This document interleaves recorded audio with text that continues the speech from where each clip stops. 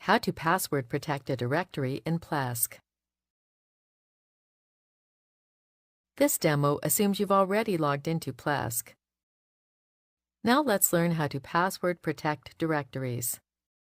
Click the Password Protected Directories option. Click Add Protected Directory.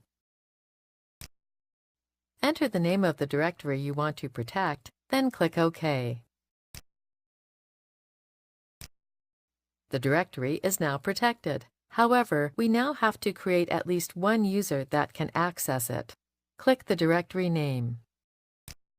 Then click Add New User. Give this new user a username and password, then click OK.